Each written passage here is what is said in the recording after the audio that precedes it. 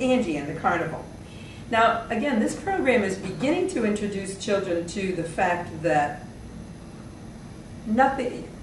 everything is not handed to you by mommy and daddy or your family. You need to sometimes earn something if you want to buy something. Or you might need to be creative in terms of finding a way to make some money for yourself so you have some money to spend. So Angie and her aunt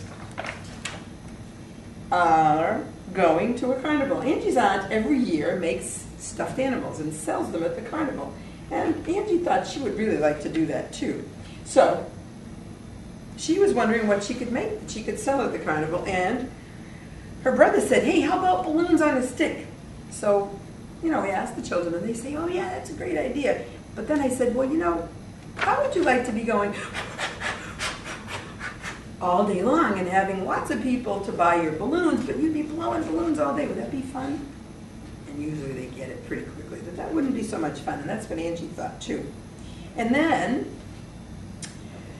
somebody else said, her mother said you could sell barrettes or hair clips. And she thought that would be a nice idea. And then I say to everybody in the crowd, how many of you would buy a hair clip? And of course, the girls all raise their hands and the boys don't raise their hands. So we talk about the fact that not everybody is going to want a hair clip, and so that's not such a good idea.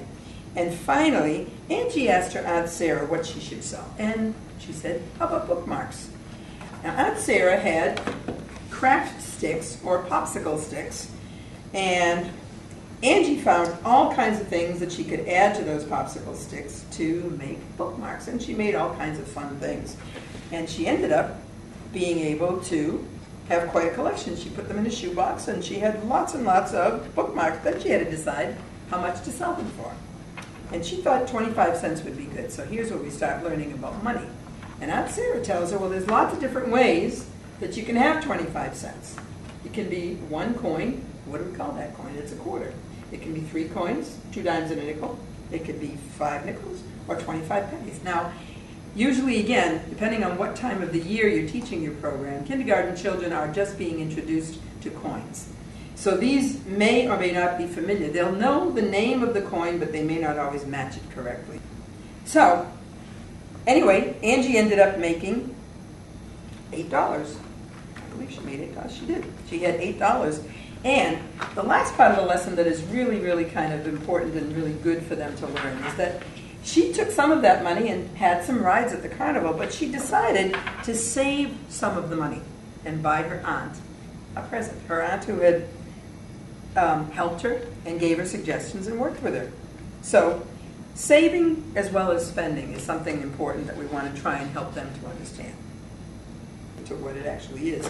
And so we got some flashcards for them that show them a large version of the coin. Now sometimes, because of the size of these, it's confusing for them. So they'll see a great big giant coin and they'll say quarter.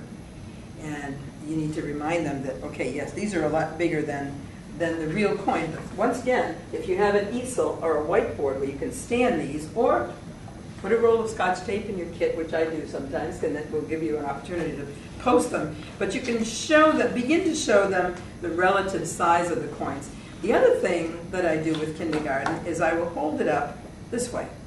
And I'll say, who knows what that is? And when they get that it's a penny, then we'll say, great, can you see the word? Let's spell penny. And everybody spells the word penny together.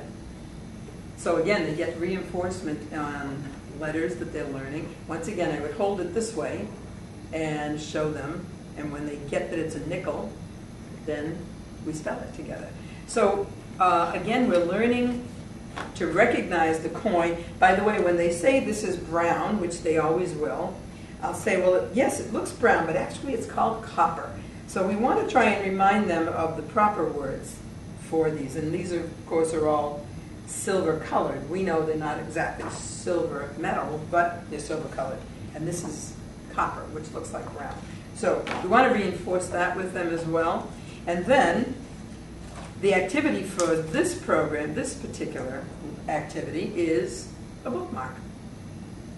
Now, one of the things that I always forget to do, but the classrooms seem to do fine with that, is to provide a coin or something to scratch off. These are scratch off circles, and they sometimes they'll do it with their finger, and then it's all right. It's not a big deal. But most of the time, the class will have plastic chips or something like that that they can pass around, or even a box full of pennies, and they'll give each child a coin.